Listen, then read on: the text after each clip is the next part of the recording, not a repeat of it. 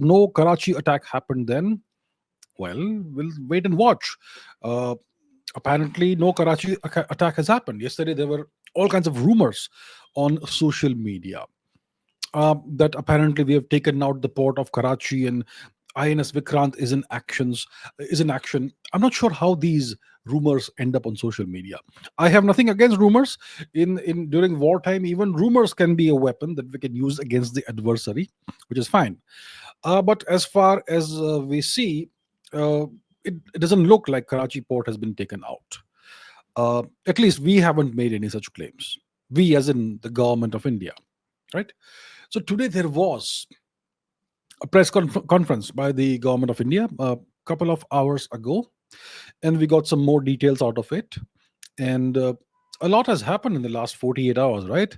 Uh, it all started with it all started with the terrorist attack on civilians, on tourists in Pahalgam. And we, India, we gave Pakistan about 2 weeks to bring the terrorists to justice and to shut down its terror factory. And Pakistan took no action. And they actually made claims that somehow it had India was responsible for this in some strange, perverted way, the way only the Pakistani mind can work.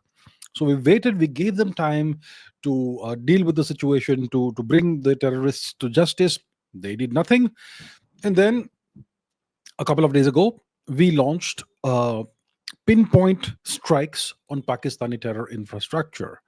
And this time, we recorded everything on video. We filmed everything. We sent loitering drones that went there and filmed everything, all the strikes. And we presented the evidence to the world. In response, so we took out their terrorist infrastructure, their terrorist machinery. We took that out. In response, they started shelling civilians, and they tried targeting Indian cities.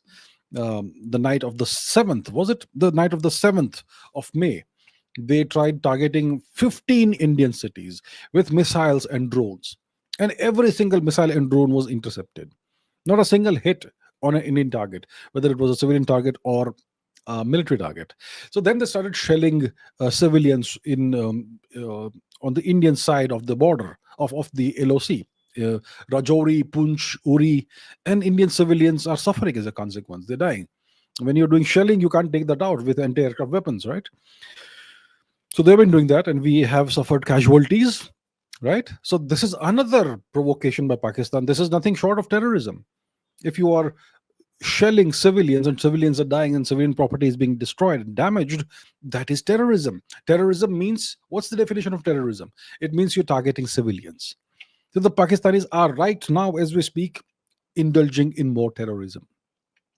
And then we responded again by taking out Pakistani military installations this time in broad daylight using various kinds of weapons, mostly kamikaze drones, what's called kamikaze drones, the Harop drones or whatnot.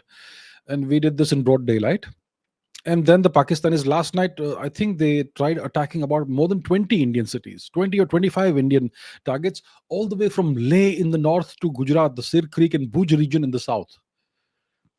Imagine trying to target a city like Leh, a beautiful, calm, peaceful city full of innocent people. I mean, it's just crazy. And today we did a press conference in which our government did the press conference in which they put all of this out. That this is what happened overnight. This is what the Pakistanis have been trying. And yesterday I said that we are a nation at war. I said that, and I stand by what I said. We are a nation at war. The Pakistanis are trying their best to hit Indian targets. They want to hit Indian civilians. They're trying to hit Indian cities. They're trying to hit civilian airports. They're also trying to hit some military targets, but their major the category of target is civilian targets. Standard Pakistani terrorist mindset. So that is what's happening right now as we speak. So we are in a state of war. We are in a state of war. We are at war with Pakistan. Now, today's press conference by the government of India was very calm, and it was kind of de-escalatory. Like, we don't want any more of this. If Pakistan keeps trying to escalate, we will certainly respond. But if they stop, then you can consider the case to be closed. That's the kind of messaging we gave, right? So now the ball is in Pakistan's court, essentially. We are giving them an off ramp. The question is, will Pakistan take this opportunity to end the matter? The answer is no, they won't. And that's the problem, which is why I reiterate that we are at war with Pakistan. There's also news, my friends. There's also news that came out and then it was quietened down. There's news that at least 3 Pakistani fighter planes were taken out. Right? That news came out the past 48 hours. At least 3 Pakistani fighter planes. But has the government of India said anything? I mean, here's this question by MP. Is it true that F-16 was not actually shot down? Well, what actually happened? Hmm? Did we take out fighter planes? F-16s, JF-17s? One heard that at least 3 were taken out, and then the news went quiet. What happened? See, it's like this. Please understand the Pakistani psychology, this Pakistani mindset. During the Kargil war, they sent their soldiers disguised as tribals to fight India. And when these soldiers were killed, naturally they'll be killed if they fight India. When the soldiers were killed, the Pakistani military refused to reclaim their bodies, saying that these are not our soldiers. Shameless people, shameful behavior. These are your soldiers who have died fighting for you, for your cause, and you are not even willing to reclaim the bodies and give them a decent, proper, honorable funeral. So that's what Pakistan does.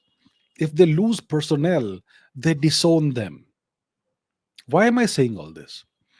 Hypothetically, Pakistan loses 2 or 3 fighter planes. Let's say they lose 3 fighter planes, and hypothetically, India captures 1 fighter pilot alive. Hypothetically, consider the scenario. So, if we claim that we have shot down 3 fighter planes and we show the evidence, then Pakistan has nothing, nowhere to hide, right? But if we don't claim that we have taken out X number of fighter planes, then Pakistan will try and hide it that we lost anything. So then what we can do in this completely fictitious scenario, what we can do now is that we can quietly take our time and interrogate that fighter pilot as long as we need and get all the information out of him or them. Okay, we don't claim that we have shot down fighter planes. We don't want that glory. We want the intel. How is that scenario? Does it sound good to you? I'm just painting a completely fictitious hypothetical picture. So let's keep it at that, shall we?